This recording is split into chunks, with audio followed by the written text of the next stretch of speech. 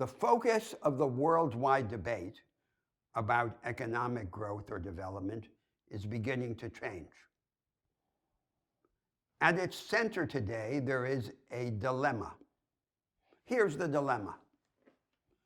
The message of classical development economics, the development economics of the second half of the 20th century, is that there was a shortcut to economic growth. The shortcut was conventional industrialization. In the long term, according to this view, development is limited by the so-called fundamentals, institutions and education. But in the short term, we can steal a march on economic growth by taking workers and resources from the less productive sectors of the economy and putting them in the more productive sectors, meaning in practice, taking them from agriculture and putting them in industry.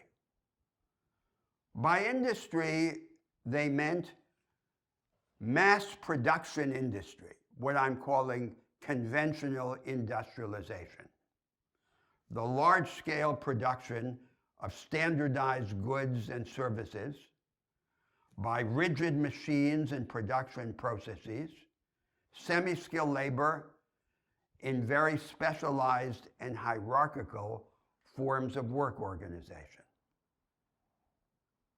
That's what stopped working all over the world, as one country after another deindustrializes. This was the old vanguard.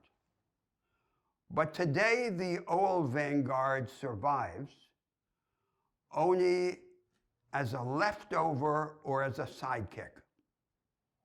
The vestige of the earlier vanguard, or the satellite to the new vanguard of the knowledge economy. There's a new vanguard based on science and technology and dedicated to permanent innovation. And this new vanguard discovers ways to transform part of its production process into routines or commodities, and then allocates those parts to firms and workers in peripheral parts of the world.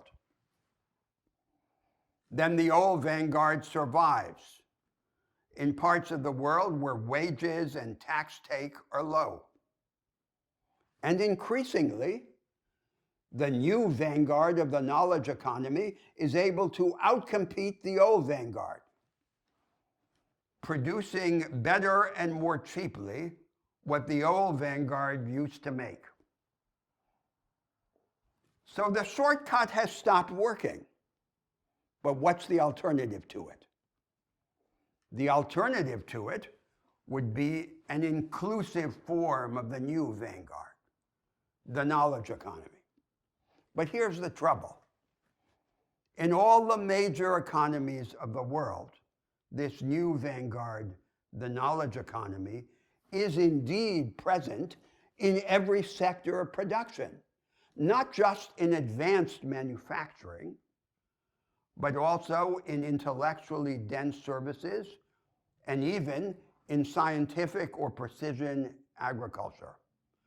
The problem is that in each sector, the new vanguard remains a fringe, an island, excluding the vast majority of workers and businesses.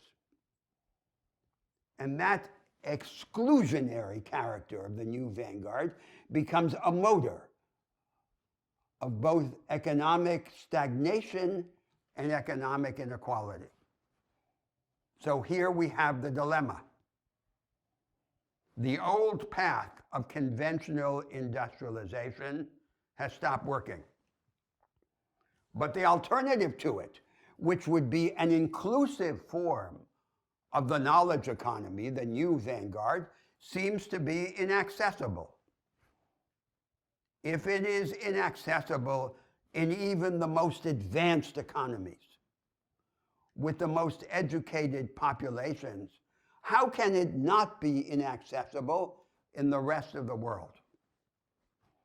That's the dilemma that no one yet knows how to solve. And that's the dilemma that we must solve if we are to reinvent the basis of socially inclusive economic growth.